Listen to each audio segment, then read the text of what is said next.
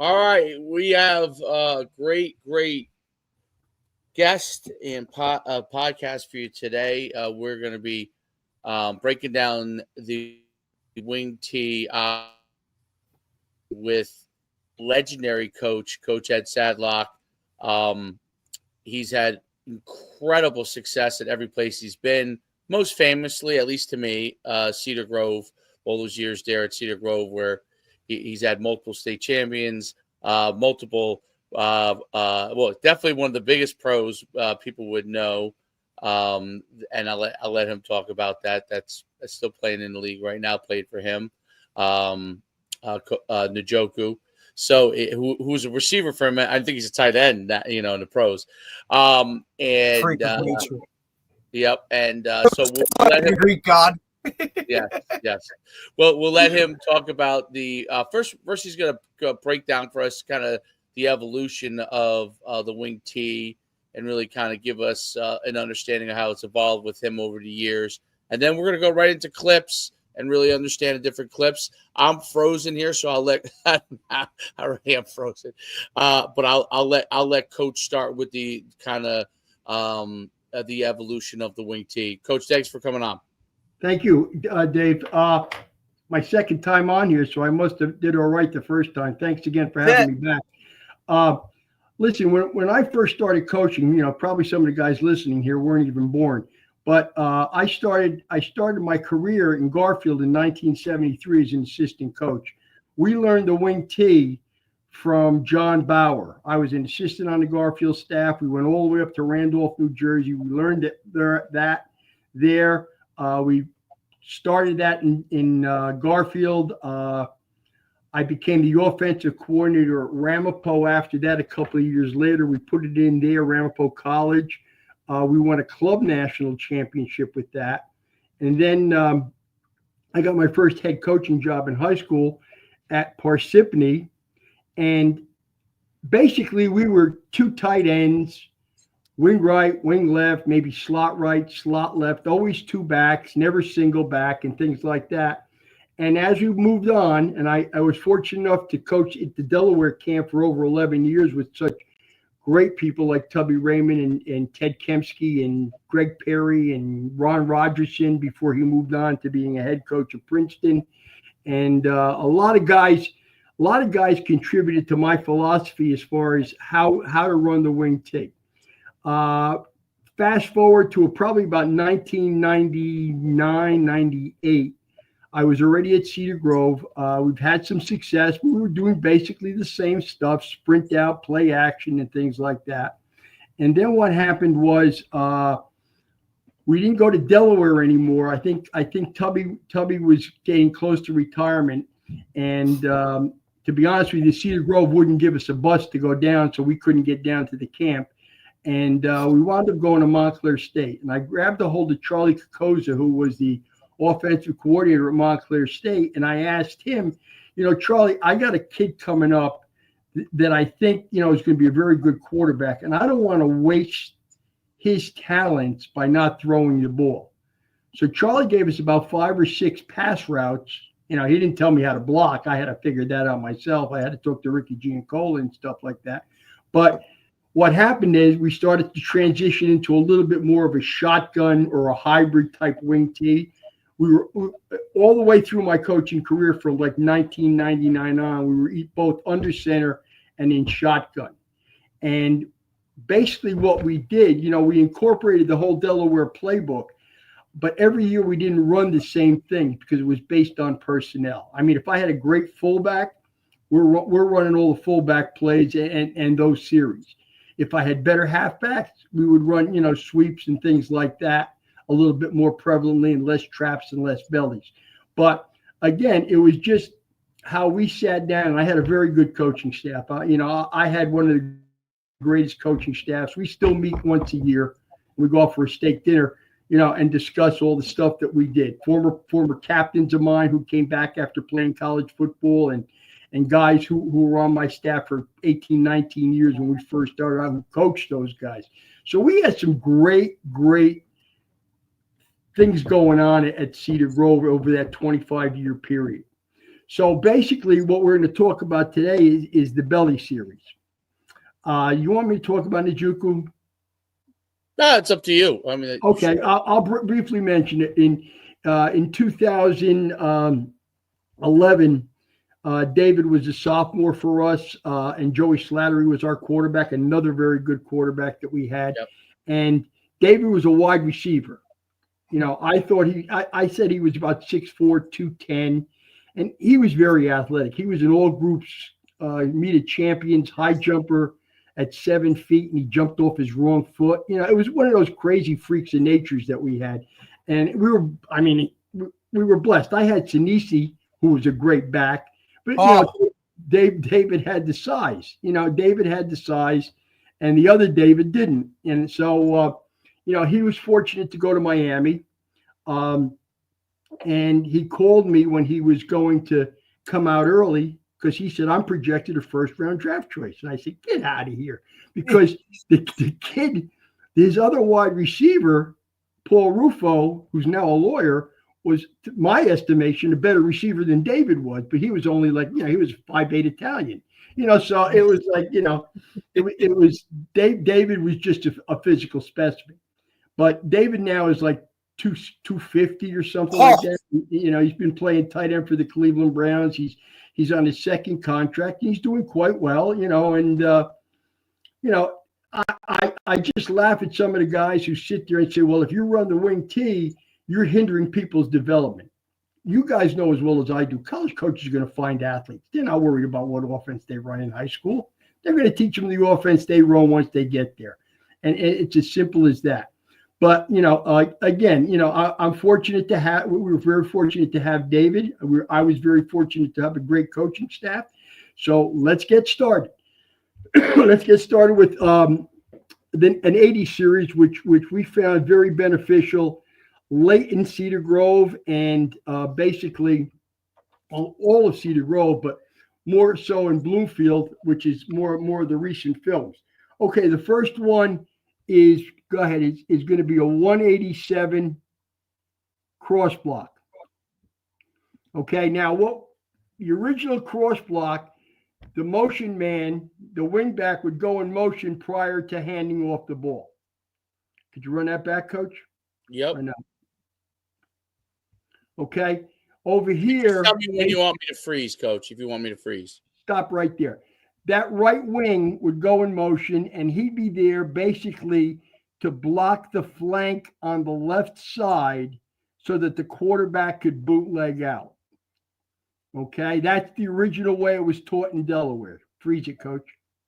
Okay, now what we're doing here is we're going to run the belly sweep action after the belly play, which we'll show you later on. Okay, now the cross block, what we tell our offensive linemen, okay, backside, center guard, tackle, tight end is all reach area of field, and the tight end eventually should be running to cutoff. Okay, the wide receiver will block the number one defender on the outside here, and the dive back will lead for the fullback. It's basically an isolation play. But going back to the offensive lineman at the point of attack, if there is a man outside of the guard and outside of the tackle, they will cross block it. If they are head up, okay, they will on block it. If the man on the guard moves to the inside A gap, they will on block it. So basically what they do, and I kind of like give them a little bit of responsibility on making the calls. So they will yell out whatever their call is for cross block or whatever their call is for on. I've had guys, call out their girlfriends' names and things like that. But basically they get the job done. You're going to see a cross block here. Now, back here, the left halfback, his instruction is, here's the deal, buddy. That linebacker is going to meet you in a hole because he's going to see full flow. All right? You have to be prepared as you take your first step, which is at a slight angle to the outside. You have to be prepared to meet this guy in the hole. He's not going to be at 5 yards where a normal diagram would show him. Okay, the fullback will take a flat step and then follow that halfback through the hole. Go ahead, coach. Wingback's going to fake belly sweep.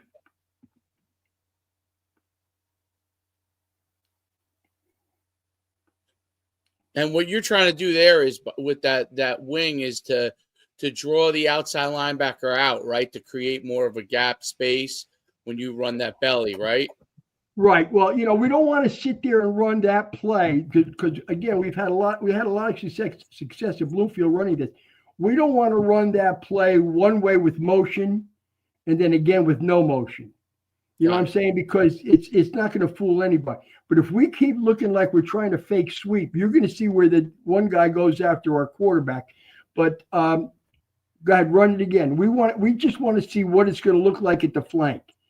If our fullback, when we get the belly sweep, if our fullback and halfback fake well enough, I'll explain that later on. It becomes a big outside play for us. Got it. Okay, you can go to the next one.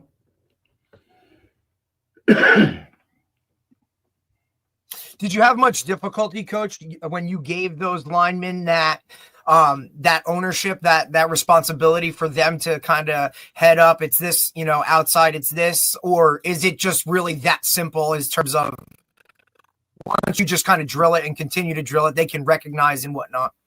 Right. Well, you know what it is? It's basically, I try to give the senior lineman ownership. You know what I'm saying? So in other words, if it's a senior guard, he makes the call. If it's a senior tackle, he makes the call. If they're both seniors, they can alternate the calls. I don't care because, the backside is all reaching anyway. So, they can say anything they want to say back there. You usually have one guy on each side of the line making a call, whether it's a dummy call or a real call. Do they do it all the time? No, and again, maybe that's our poor coaching, but that's how we usually operate that. Now here's the other way, going the other way. This is 83 cross block, but instead of running belly sweep motion, we're going to run jet motion across, okay? And make it look like we might run jet sweep, or we don't know what that we're going to run. We're showing different looks. And go ahead, coach, you can run it. And it's cross block here too. Okay, kid didn't pick up his feet enough, but that's I think that was against Hackensack. We're a little slow. Our offensive line isn't coming off the ball as much as I'd like it to come off. It's almost like we're going to stand up first and then step. You got to step and then stand up. You know what I'm saying? When you're taking that reach step on the backside, it's step flat, crossover, stay low, keep your hips low, and go from there. Okay, coach, you can go on to the next one. Now we can run this play from two backs. We can run it from one back. Okay, the difference in one back, there's another wing dive back situation. Go ahead, run it. This is going to be an 87. Pardon my coughing. Fake the belly sweep. Now, our guard got a nice cross block on that. Now, Coach, when you're teaching that cross block with those guys, are you drop stepping? What are you teaching them in terms of footwork? We've tried both, okay, and we'll make a decision based on the player. But basically, what we're trying to say to the guard is the tackle is going first. You want to be as close to the tackle's rear end when you step as you possibly can be. Now, here's the Cedar Grove film.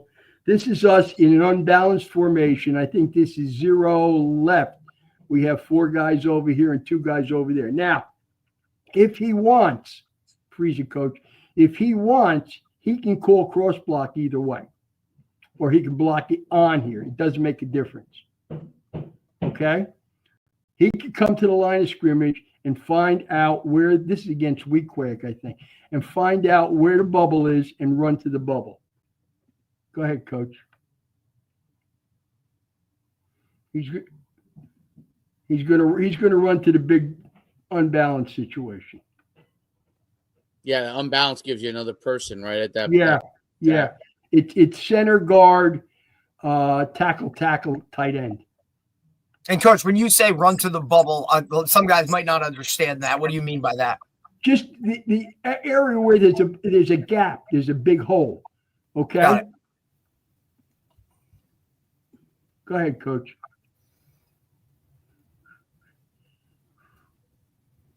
Wasn't a great fake. Nice surge though. Nice surge by Cedar Grove though. Phenomenal surge. Right. Yeah. That listen, the idea of firing off the ball really is kind of like the entire whole point of this, right? Like you want to reestablish that line of scrimmage upfield. So to stay low, fire out, get where you need to go to kind of push that whole thing forward really is the key. Because now, you reestablish that line and go downfield. Now that guard makes it a lot easier for him to kind of come down, come right off that guy's back and go. Right. Is this still belly, coach? This is 983. Yeah, okay. Go ahead.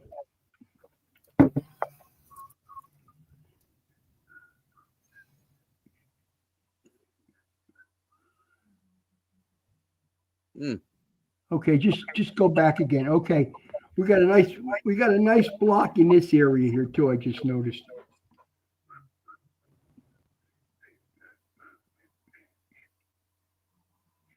Yeah, great.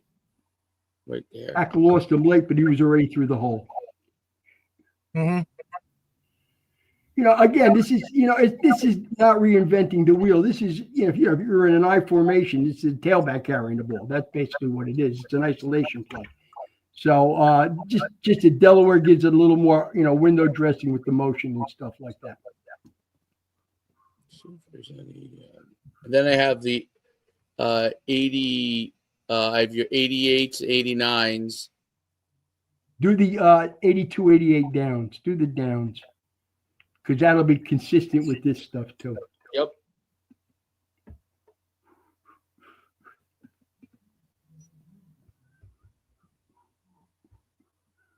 Okay. This is what, 2. Okay, now this is 82 down. Now we're in a blue formation. Okay, our tight end is here. I think we're going to trade him, go unbalanced here, and run down to the unbalanced. Maybe not. Okay. So that was run to 82 down. Now, again, backside is the same as we do on 83, 87 cross block. It's reach area of field. Delaware did that in the 70s and the 80s, and we never changed it. Okay? On the front side, it's tackle is gap down backer, tight end is gap down backer, wing is gap down backer, and the front side guard pulls and kicks out the last defender on the line of scrimmage, on or off the line of scrimmage. Is this backside, was that tackle? Yeah, the split. Is that what you're gonna ask? The split? Yeah, the split. Is that No, that's a tight end, I think. tight end that you have split? Okay, because he's on the away from the unbalanced. I think either that or I can't tell. Yeah, he must maybe be. that is a tackle and he's just misaligned. For some reason, Okay, I don't know why he's out that wide. Okay. But that's a tight end. 4 is a tight end. Yeah, no, that's tight end backside of your unbalanced leg. Right. Right. So that, you know what that was? That was tackles over. Run that back. I'm sorry. Let's make sure everybody understands. Yeah, we brought our tackles over. See, there's 2 tackles and a wing. So it's guard, tackle, wing.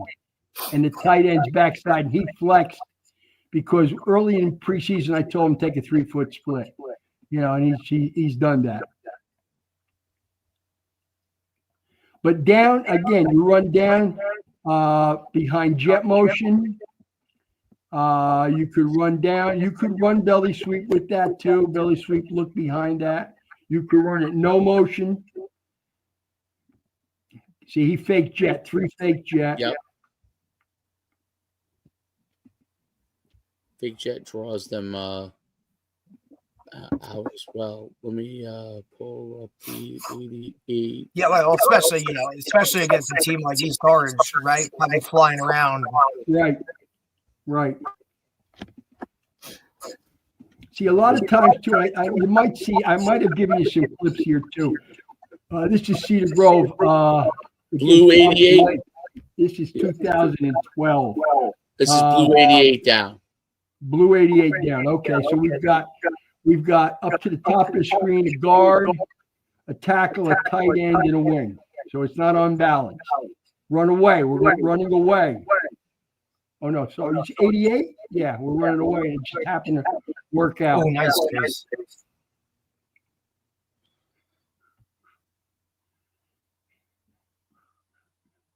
Boom. That must have been something we saw on film because we usually leave the wing back to block down. We sent him away on that. Okay, that must have been something that we saw. Pompton right, like they're chasing over the top or they're over pursuing, maybe, right? Right. This kid's 61. No, was it 61 or 60? I'm trying to find 60. 60 was wound up playing at Montclair State as a defensive tackle. He was pretty good.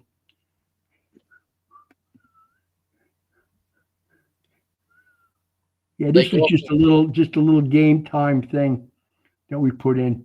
Yeah. 61 was the guard. Yeah, he was a big kid. He was like 215, 220.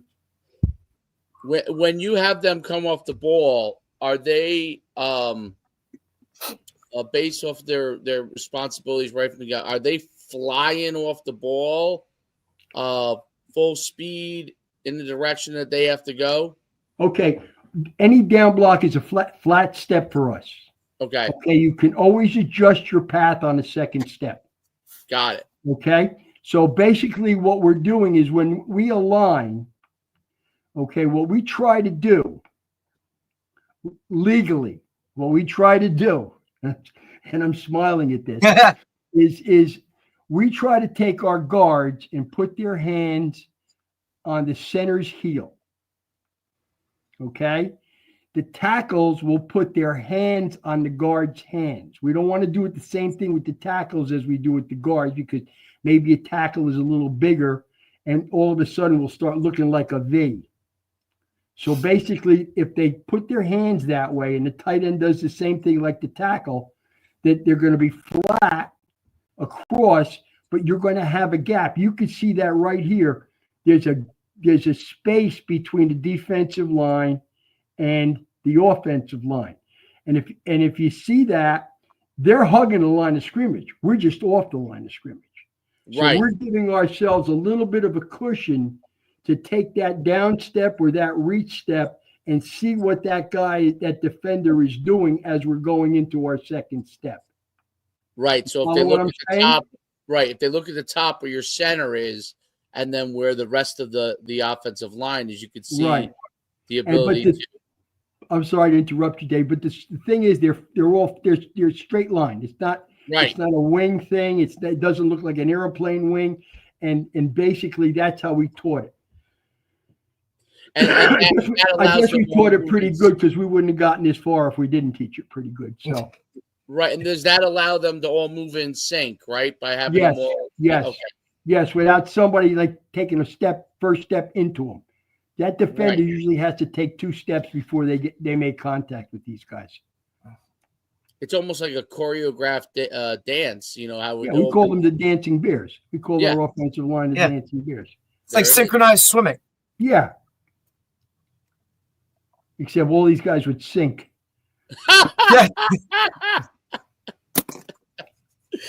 They definitely would sink. Although maybe they would float, Coach. Maybe they would float. Maybe a little extra. Yeah. I've seen them eat. I don't know if they would float. All right, let me get you up another 88 here. Hold on. Okay. Blue. This is 88 down. Okay, let's see what this is. Okay, now we are, we're normal. This is 988 down. That's a big guy right there. I was just going to say, that's a big dude moving like that. Yeah, it took a while for him to get moving. That's why we had to make the holes a little bit bigger. But he should have been playing tackle for us. But anyway, go back. I want to point out something on the guard. Yep. This kid came so far off field. He might have just turned up if he had to.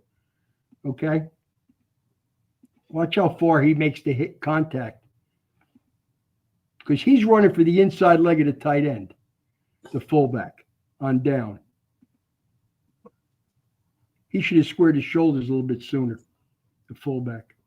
Like I said, none of these plays are perfect. I could harass any one of these guys every play.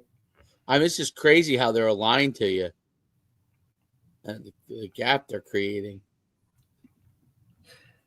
Well, I don't understand what the heck they're doing here defensively. Yeah, that's what I'm saying. I mean, it's like, so steal.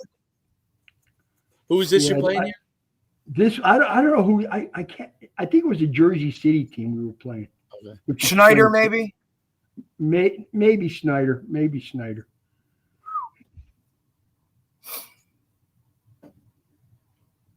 I guess they thought we only run to our right. I don't know. Yeah, I don't know. Let's see. That's 88. No, definitely not Schneider. They're black and orange. So I think that's all the 88s I have. I have a bunch of 89. I have a lot of 89, obviously. Go ahead. You want me to go 89? Okay, let's go sweep. Let's go to sweep. This is okay. Or 0 right 89. Sweet. Okay, so we're gonna run away from the unbalanced, I believe, unless I mislabeled it. Oh, it's a pass. It's an 8-9. Sweet pass. Okay. Oh yeah, I see it now. It's 089 keep because I couldn't see it on the computer. Okay. Okay, we run keep pass maybe twice a season. That's what I was just gonna say. This is talk about breaking a tendency here. Yeah. I mean, we come out in unbalanced full house. Everybody's looking for for a run heavy stuff, right? And that's our backside tight end, I think. And that's one catch on the season, 1 touchdown. What a great stat line! You laugh. In 1992, I believe, I had a wide receiver by the name of Chris Segalis. I think he works for Secret Service now. I think he was on the President's detail going back a few years ago. And he played the whole season, didn't catch a ball. We get into the playoffs. He catches a 75-yard touchdown pass. We only threw to him one time all year. Made his career. When I was at Bailey Eller, we never threw to the wide receivers. I mean, I just had a reunion with some of those guys, and they were. There's a throwback school right there. Yeah. They said to me, Coach, I led the team in receptions. I had 3 catches. That was the old days. That was the old days. Yeah. Right, is this Belly Sweep now? This is Pistol Red 89 Sweep. Right. Okay. So now, before we get started, freeze it, Coach. What I started to do my last year, I did some more research. I talked to a guy in North Carolina who does it and stuff like that. A guy by the name of Hensel Phipps. I think if anybody's interested, look him up on the internet.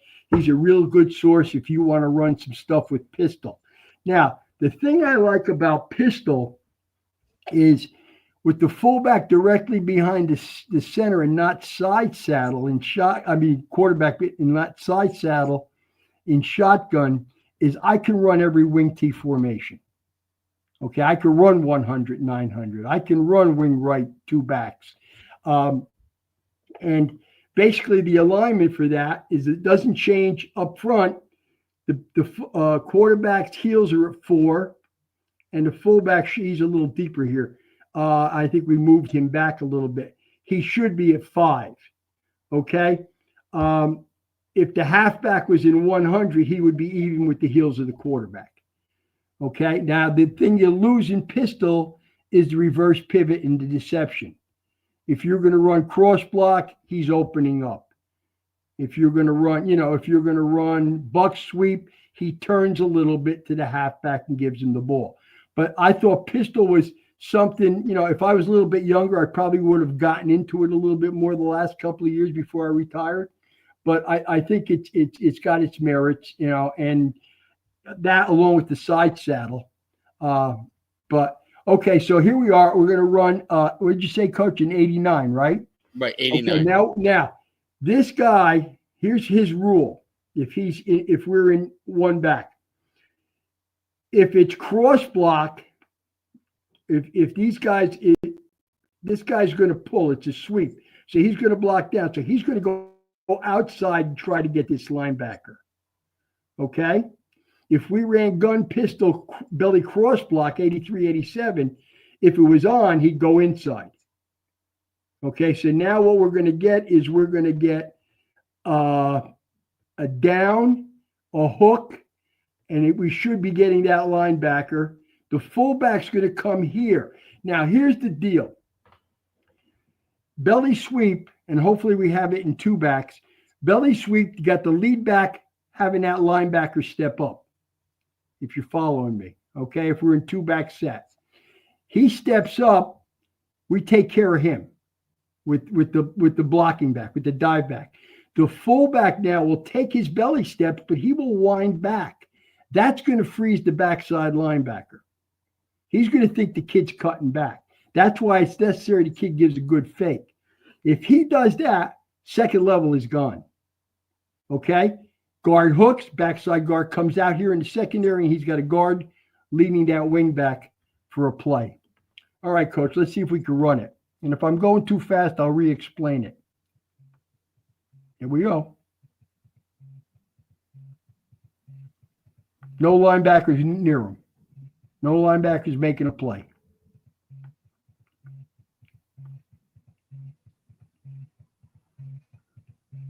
That's a lousy fake. For the fullback.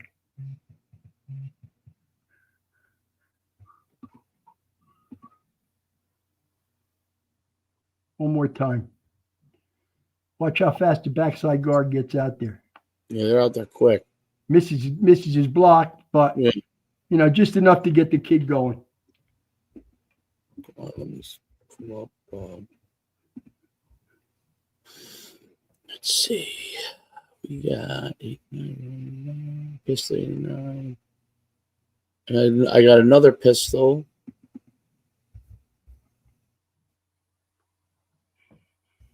This is pistol 189. Okay, here's your dive backs. Okay, run it back, Coach. Now we got a dive back and a fullback and pistol.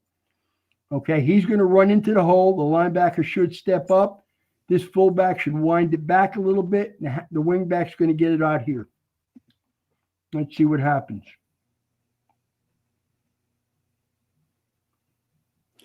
Now, did you change the wing's alignment to just get a better angle on the outside? Like, so the front side wing, not the. He's a dive back now.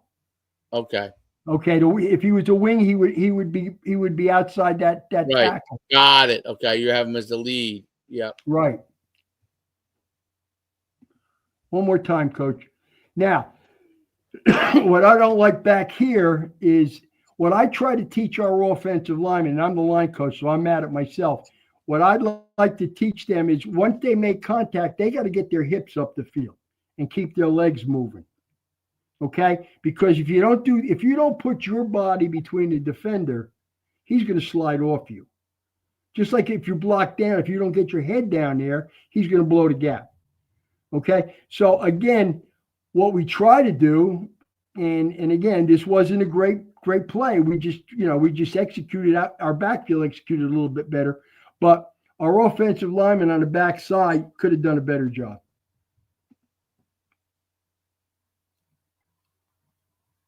How wide open that is. Oh my goodness.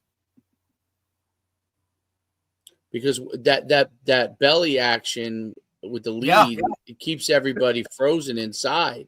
It looks like they're playing a bear front, so it looks like the centers and both guards are covered. Okay? But no linebacker, no linebackers making any play out here.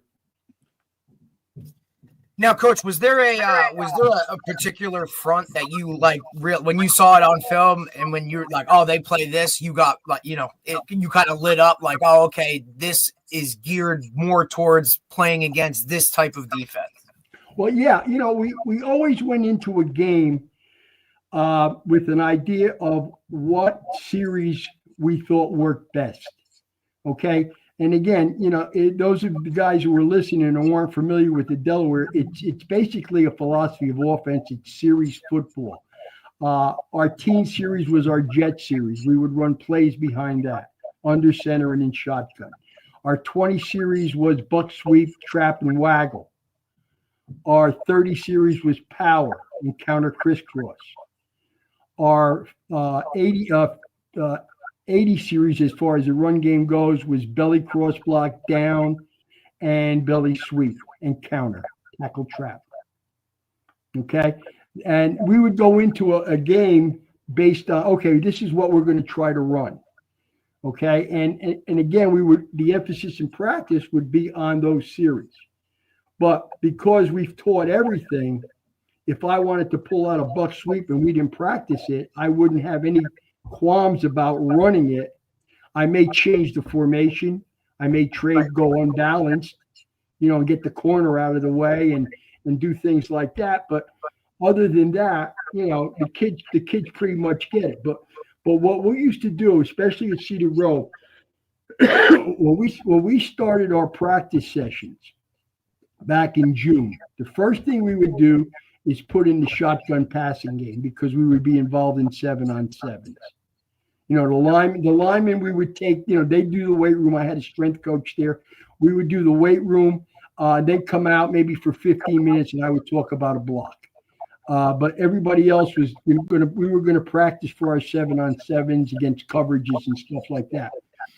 Once the 7-on-7s were over, and we usually try to finish it like within a week after the Rutgers 7-on-7. I didn't want to go too crazy with it. Then we would start implementing our offense. And what we would do is, when we did offense, I would take the kids, and this is learned from experience. Okay. I mean, I've been on staffs where they meet for a half hour with a position group. Okay. My philosophy is no more than 15 minutes. Okay. Attention span of a high school player. No more than 15 minutes. I'm going to bring the offensive line in for 15 minutes, explain on a board what we're going to do and what their rule is. They come in with a notebook. I don't hand out any playbooks. Once I do that, the next 15 minutes, I bring the skilled people in with the wide receivers, quarterbacks, and the backs. We go over backfield action on the board. Then we go out. Before we stretch, we walk through the stuff. Okay, with the first team while everybody else is watching. I'm not gonna. It would take too long to go everywhere, especially with the younger kids. They have to learn on the fly a little bit. Then we would put that stuff in during the practice sessions. By the time we got the team, we had a scripted team of what we were going to run that day. That's how we did it. And I thought that was the best method for us at Cedar Grove to implement our offense. So, okay, here we go. Let's go. Yeah, by the way, I have always been on the same page of that with the teaching the kids instead of giving them a playbook, because all they do is it a lot of times in high school kids, I feel like it overwhelms them. It's some kids it overwhelms them. Some kids are trying to read ahead, and you want them to learn each thing in the stages that you want them to learn it, right? Right.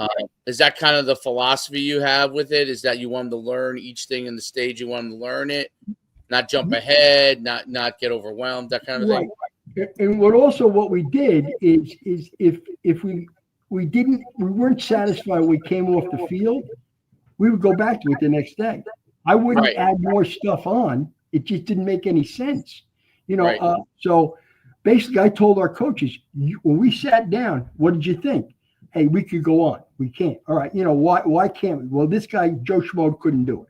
Okay. And Joe Schmo is an integral part of our offense. If Joe Schmo can't do it, we got to get Joe Schmo on page one. Mm-hmm. But the other thing too, with the notebooks, it's funny because some kids will take meticulous notes, and other kids are playing tic-tac-toe. It's one of those deals. Yep. And then the kid wonders why he's not playing. Yep. It's like, well, let me see your notebook. What's this a picture of? I didn't put that on the board. So that's the ups and downs of high school coaching. But again, like I said, we were fortunate. I was there 25 years, and it was established. The coaching staff was always on the same page. The kids coming up were on the same page. The hardest part was teaching the younger guys. The older guys would help teach the younger guys. And I think that's one of the reasons we were so successful. No doubt. Okay, what do we got here? Sweep, Coach. 189 sweep. Okay, 189 sweep. Okay, this is under center. Good fake by the quarterback. He's not carrying the ball that good. He gets hammered here.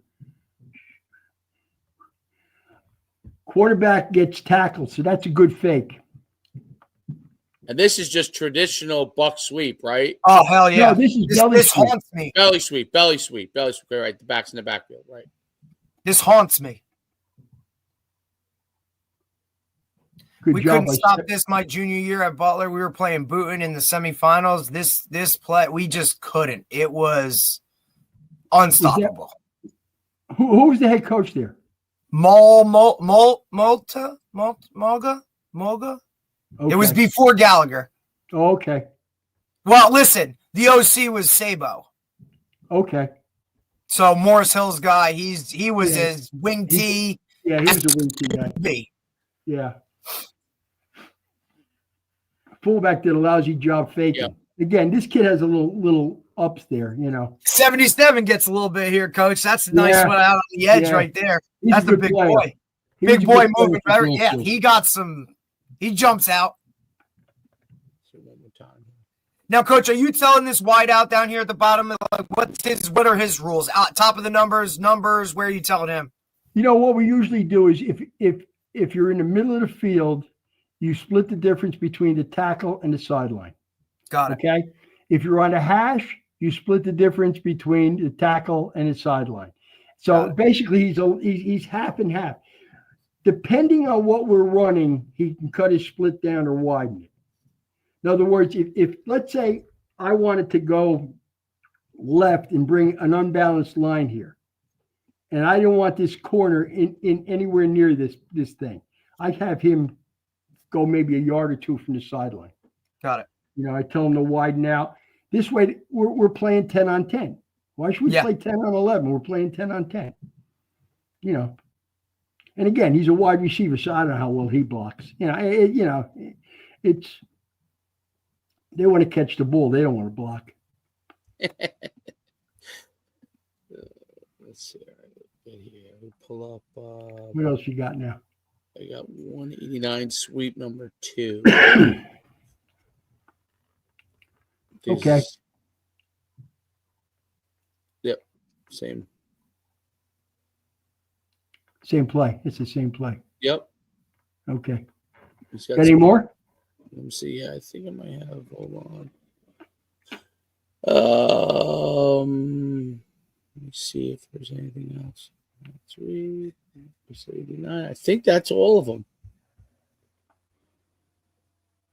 Yep. Okay. I thought we had one more. I'm not sure. What was the? Oh, I don't have it with me. So one more 89. You mean? I pissed away. Down. Let me see. 189. Any 981s? No. 981. Let me see if I missed it. Hold on. Again, I forgot what I sent you. Yeah, I'm looking. Checking to make sure I didn't miss anything.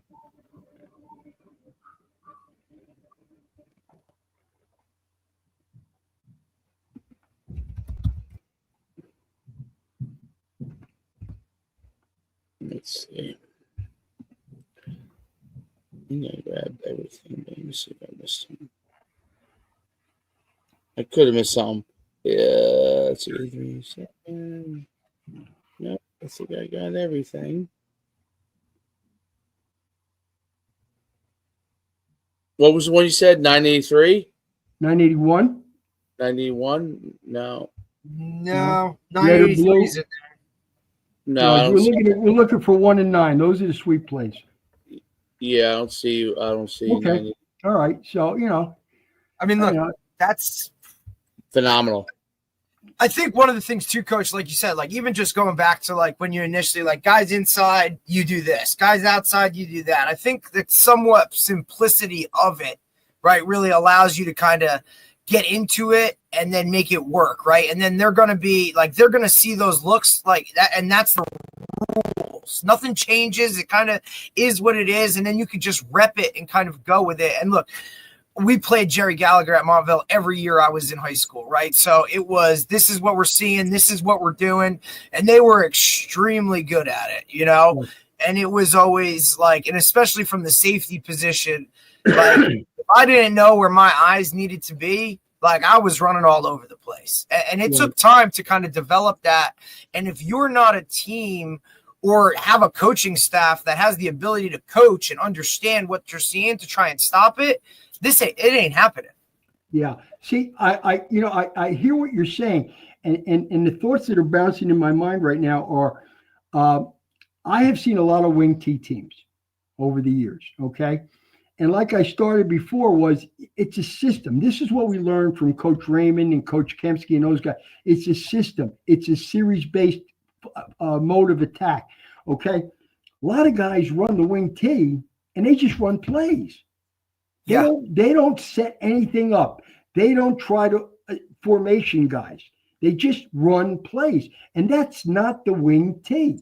Now, right. Coach Smoling, great coach. I mean, and he does everything well, precise. Jerry Gallagher, great coach. The more I look at Donnie's stuff on film, Donnie's a belly team, a belly sweep team, a power team. Okay, he may not run buck sweep, he may not, but that doesn't mean he's not running wing T. He's running series-based football. These guys are taking, well, I'm going to run trap, but I'll never run sweep. Or, I'm going to run belly, but I'll never run belly sweep or counter. So it doesn't work. We're frustrated. How come? How come it doesn't work? Because you're running plays. You're not running a system. And I think that's an epidemic. That's an epidemic among young coaches nowadays that just don't know how to call offense or don't understand that whole process. Like you run, and it's just like, look, your average, your parent in the stands, right? Or we got to do this. Why are we running that? You're like, well, I'm running this now because in 3 plays, I'm running this. Or when I get this look, I'm setting this up. There's a process and, a symphony that you're calling your offense that has to be. And I think a lot of the young coaches and people don't understand that I'm running something to set something up, or I'm doing this for that down the future, right? And it's a problem I see with young offensive play callers, right? And those are the guys that you're under 10 seconds when you're calling a play because they don't know already what they're doing, right? I know if I have 2nd and 4, like what I'm doing, or if I have 2nd and 10, like you have those plays in your head already called if you get this or if you get that, like those types of things. I think it's an issue. Yeah, it is. It is, and it's a situation where they don't want to spend the time to study it. Okay. And I'm not blaming, there's a lot of good young coaches out there, but there's a lot of guys who are taking on like coordinator roles that are not ready yet, and it's tough to be put in a situation when you got a head coach screaming at you, what are you calling, Right. And, so it's like I always encourage young coaches, Coach, what do I got to do? I said, well, there's a lot of good books. Some you might not get. Some are out of print. Okay, there's a lot of Delaware wing T stuff. Like I've got them here. They're worth a fortune if I wanted to sell. Oh, God, Coach, you wouldn't have to be sitting here in Jersey. You'd be down, full-time down in Florida, buddy. I have, but there's some paperbacks you might still get that are written by Raymond and Kempsky that you could do. I was down at Clemson with Don one year at a clinic, and that's when Malzahn was there. And he runs a lot of his spread stuff is wing T based principles and stuff like that. So I walked up. We were having a conversation with him, and I said, "Hey, listen, I got every Delaware clinic note from University of Delaware from 1973 until when Tubby Raymond retired." I said, "Would you like copies of them?" He goes, "Absolutely." I said, "It'll cost you a fortune." It's like I've got The volumes. Bible. Yeah, I've got volumes. I've got their playbook. It's like, and I study it. And again, I see a lot of guys. Well, offensive line guys always argue with me. Well, we got to scheme this. We got to scheme that. I got a system here. It works. I don't care what you throw up. If you're better than me, you're going to beat me. If you're average, we're going to beat you. If we're the same, we got a shot at beating you. So, and that's basically what it is. That's what it is.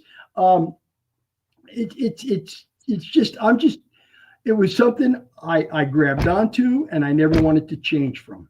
We went to a little fancier passing game, and I think that was very important in the development of our offense and us being more successful later from 2000 to 2015.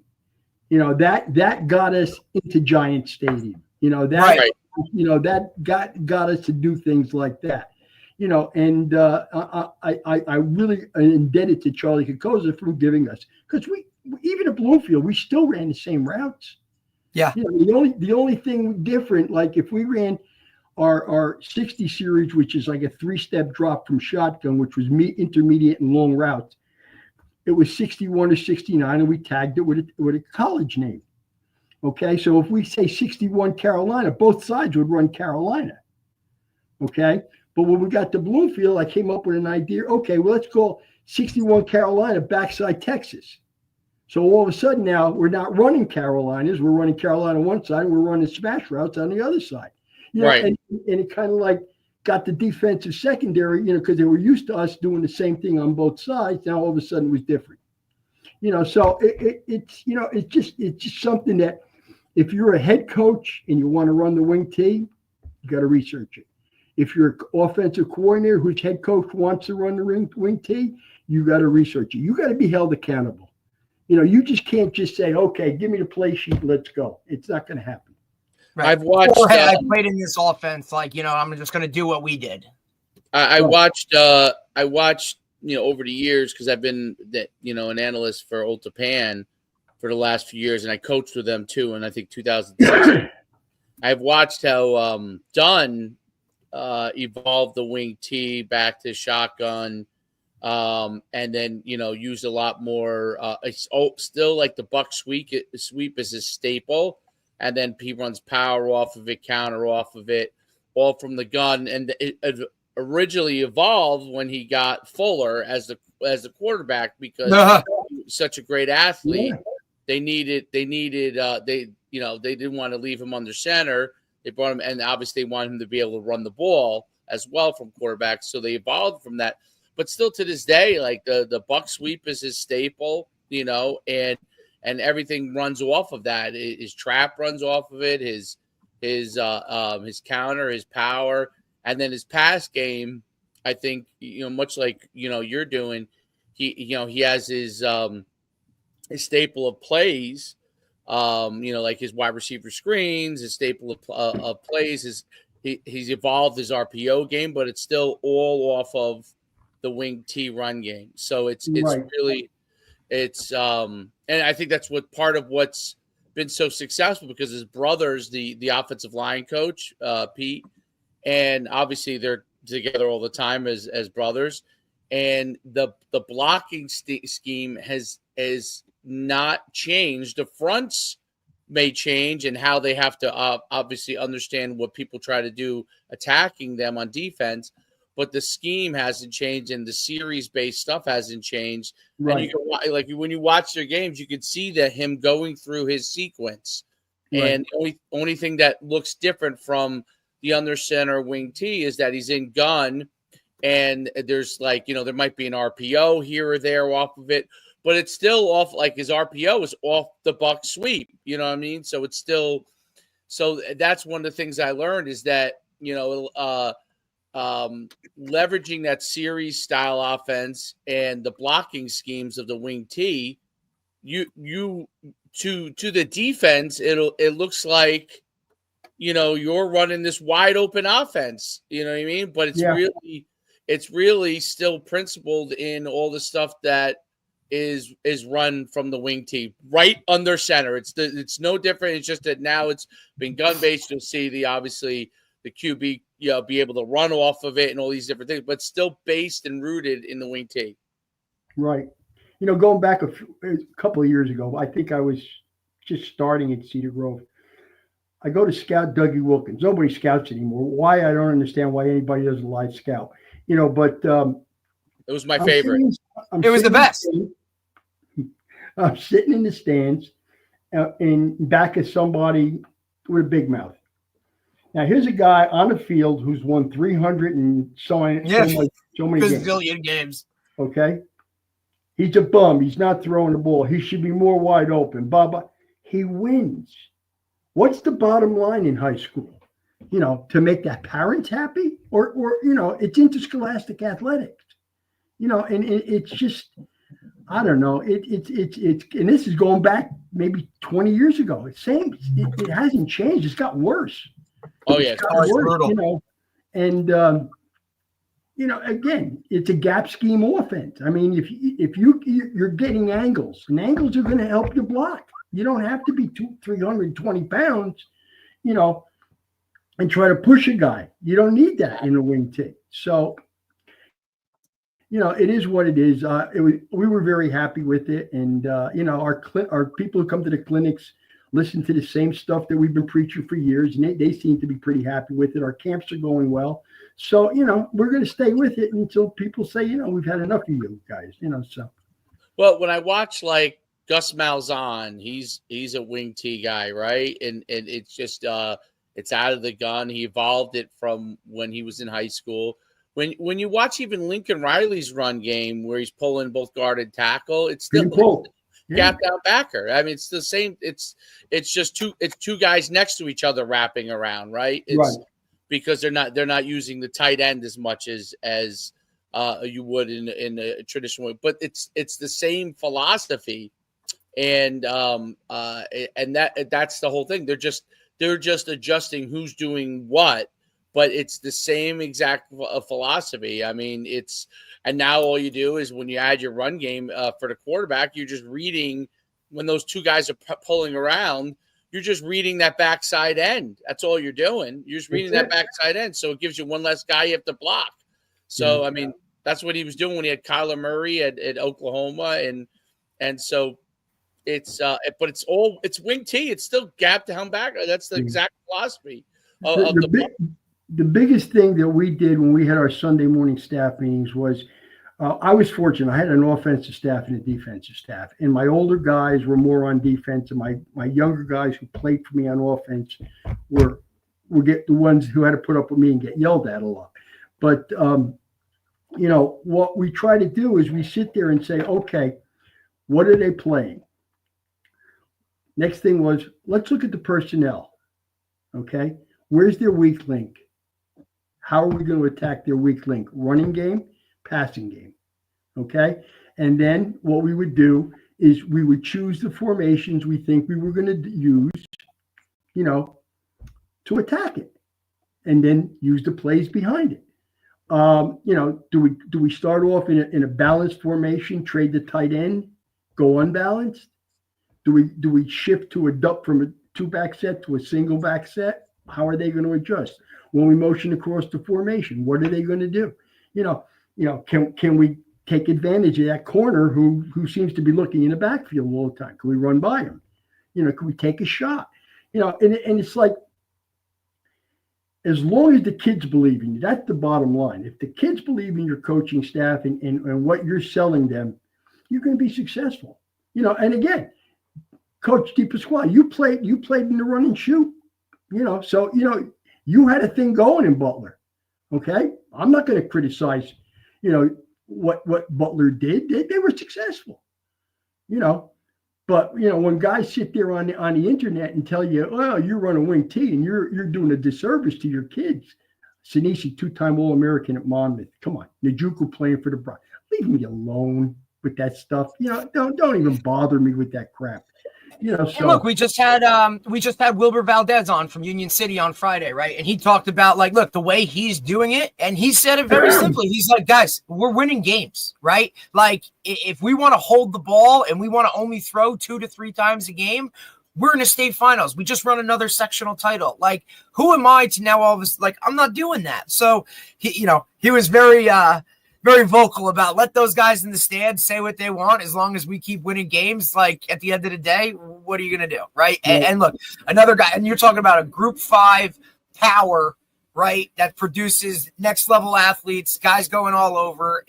Like you said, it's just is what it is. Guys there's always going to be critics.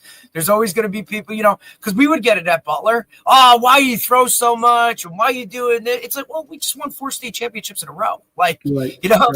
They just, same thing, right? The evolution of it. Like, that was the 90s. And then they won another one in 2018. They just won another one this year. Like, yes, some things have changed. Some things have evolved, but everybody has a way of doing it. And like you said, Coach, if the kids buy in and the installation of it and all of those things like go in the right direction, you can be successful doing whatever. Just buy into it and own it and continue to move forward. I think the biggest thing that helped us is that once we started our run of quarterbacks, we took advantage of it. Yeah. You know what I'm saying? We didn't sit there and say, okay, all you're going to run is waggle, keep, pass, counter, boop. And we're going to sprint your right, sprint your left. When I first started Parseghian, I had a kid by the name of Paradise. He was a 3-sport guy. Good. We made him a quarterback. If he played in the offense we ran in the 90s back in the 70s, Parseghian we would have probably been maybe 2 more games or 3 more games each year. But again, that was that's how as you progress, you learn. And you get wiser with age, I think, and you hire the right people. All my career, I think I only got rid of 2 guys my whole career. If they wanted to leave, they left. If they didn't want to leave, if they went on to other things, that's fine too. But most of the guys that I had were very good coaches, and I have no regrets in keeping those guys on as long as I could. So phenomenal, dude. This was phenomenal. We'll love to have you on again at any point if you want to cover any of the other stuff you guys run, the other series.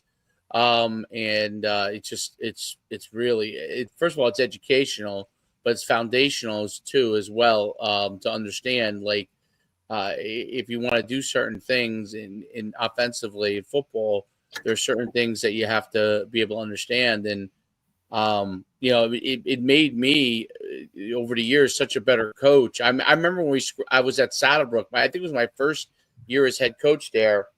And I think Darren White had always scrimmaged with you guys when I was an assistant, and I was the head coach there. And we scrimmaged you guys. I think maybe Whippany Park, maybe I can't remember, but I remembered like the sequence as my first time as head coach, and I was like, whoa, I really have to learn and understand the wing T, because there were things going on from a linebacker standpoint, D-line standpoint, that our guys really didn't understand that well, and that I didn't understand that well. And once I learned it, it helped me so much as a coach, not just from a defensive standpoint, but from an offensive standpoint, blocking scheme wise and those kind of things. It was really, and it's funny because a lot of coaches don't realize it. And in college, you don't learn. Like I played linebacker in college. Like that wasn't taught. When we played right. Delaware. I went to UConn. We played Delaware, the Delaware wing T, and I can tell you my defensive coaches did not understand the wing T. Why was Tubby Raven so successful? Because we didn't understand what the wing T was trying to do to us. Really, like foundationally, they really didn't, because that wasn't what they faced that much. They probably never faced it other than we played Delaware. So. And that made him so successful because guys were running in the wrong direction, literally running in the wrong direction. And there's a lot more information obviously out there now. So it's I think it's a shame that if young coaches don't learn the wing T, because I just know how much it helped my career and I was forced into it because we scrimmaged you, and I was like, wait a minute, I don't understand anything that's going on here. Like, and I'm a head coach, and I didn't understand the wing T, right? And I was going to obviously face some wing T teams, and I really got up to speed as quick as I could and learned as much as I could, and but I think it's important because it's the foundations of football. It's the foundations of football in a way that allows your team to be able to be on the same equal footing with a team that could be bigger, more athletic, more physical than you are, because the foundations of the wing T counteracts that so well with the blocking scheme because of the rules and how quick people come off the ball and the misdirection. I mean, just what you showed now with the fakes and stuff, like, and how you're pointing out, like, that fake wasn't carried out well. Like I said, I see that because when you're teaching linebackers, you're not going to get fooled by the fullback that doesn't carry out the fake well, right? You realize I don't have to even regard him anymore. Okay, I zoom in on my keys, I should be fine because that fullback isn't unless he's carrying the ball. He's not showing me anything, right? And those are the things that it was great that you pointed that out, because those are things that are so important in the wing T, because the fullbacks that carried it out, like I thought, no, I don't think he's coaching anymore, but Greg Grudzis from Waldwick used to run. He was at Waldwick Millen Park for all those years, and they were wing T, yeah, they're wing T, and he did such a great job of it. And he was under center wing T, and it was always a battle for us because his kids carried out every fake. He loved the trap series with the wing T, but he carried out every fake. The kids did a great job of it, and he'd always have the one running back that could get to the end zone. So all the other stuff, and then he comes around with either the belly sweep or the buck sweep, and forget it. That kid, like, if you got sucked in at all inside, that kid was gone. So he always put those guys. That's the other thing, putting the guys in the right places. It was an art form of the wing T, like which guy was this halfback, which guy was a fullback. Having the right guys in the right spot for their skill sets was I thought an art form in the wing T. It was an art form because that way every year, no matter which guys came in, you knew which style of person had to be in each position, and you could adapt your offense. You had a better fullback, like you said, one year. Then okay, we're running more stuff with him, right? And we have a better halfback one year, and that guy really can run. We're running more stuff with the sweep, and it was just it really is an art form, that the offense, and I'm glad that you're continuing to push it through. Yeah, well, when we were all, I was always in mostly small schools, and basically we cross-trained our backs. We had to, just like I would try to find 7 offensive linemen. Right. Okay. Somebody maybe first team could play center. Then I could bump a guard in or a tackle in and move a tackle to guard. We always try to get at least 7 because that was probably the most depth we were going to have. We were never going to have 10 offensive linemen, and maybe 2 tight ends and hopefully get through that. But the other thing I wanted to point out, and again, 37 years doing this, is as you're in high school and you're teaching your linebackers how to do things. Okay. Now, just hear me out. The kid is 15 to 17, 18 years old. Maybe an 18-year-old may be a little bit smarter. But if you're telling him to do certain things in the Delaware, key certain things, that all goes out the window on the snap. I'm telling you right now. Key to guards. He's looking for the ball. Okay, he's looking for the ball. I don't care who, if he's a Group 5 or a parochial all-stater. When the ball goes, some of those techniques go out the window. Right. The kid is trying to survive on the field. He doesn't want to get yelled at by Coach Sabella or Coach Campanelli when he comes off the field and things like that, and it's just, we played Union City when I was at Peters. I mean, right. That playing on the roof was a great experience, but we talk about it all the time. Yeah, he does a great job there. He does a great job, and Hoboken guy. Tough guy from Miami, one of those guys, but good man. I'm trying to get him to speak at the clinic, but he wants to hide everything. What the hell? I know what he does already. I can give him a talk, but yeah, I'll tell you what, it's been great.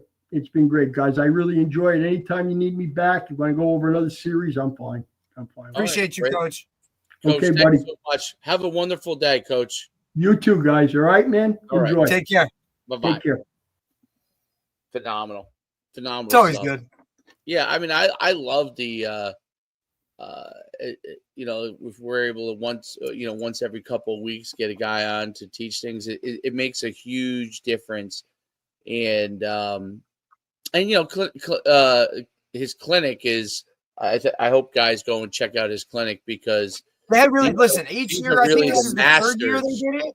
I think it's like the third year, and it's grown every year. They did 2 different sites this year, 2 different weekends. You know what I mean? Like each guy kind of talked about, just clinic stuff. And look, they're the masters. They're the masters. It's like if you want to know what to do, like this is where this is what we're doing. You know what I mean? Those guys.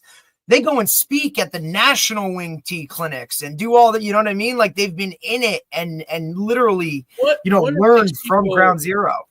One of the things people get caught up on the wing T is the wing T.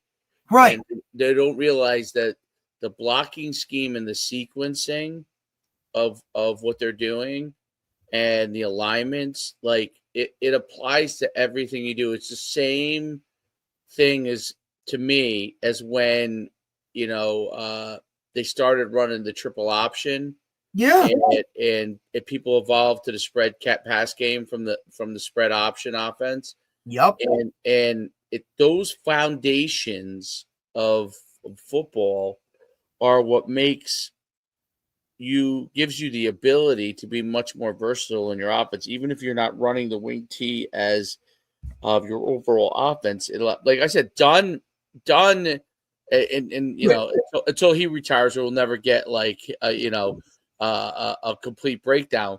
But he does, and there are other guys. Obviously, Wilbur Valdez is obviously traditional wing T.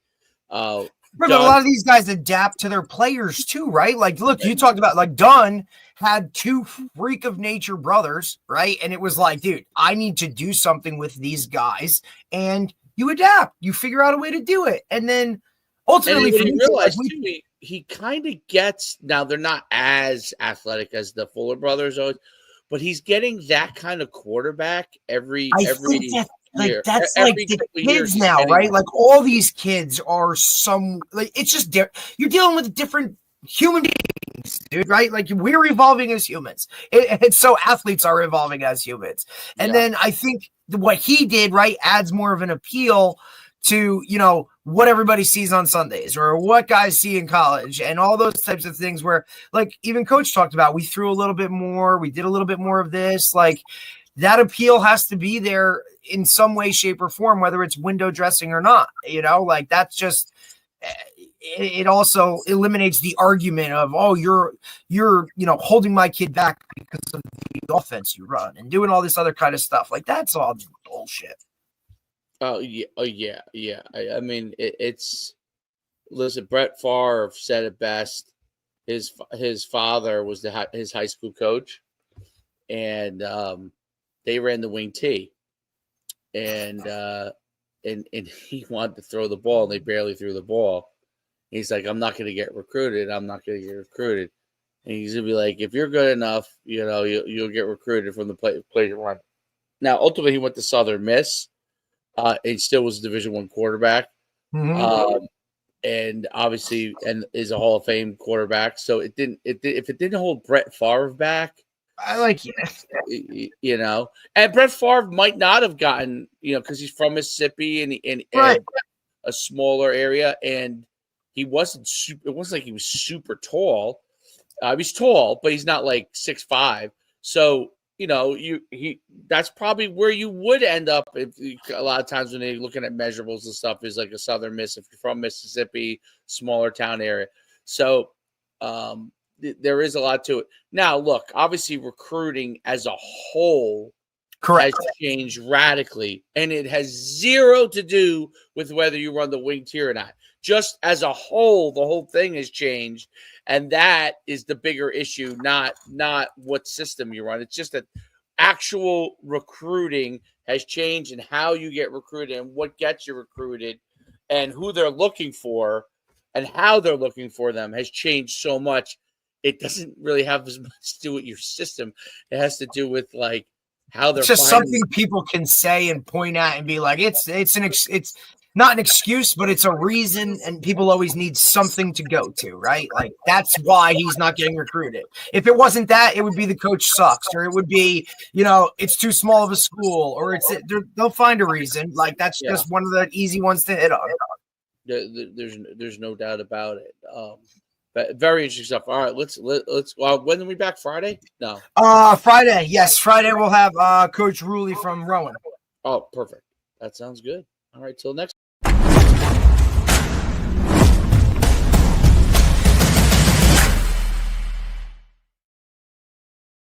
What's nice about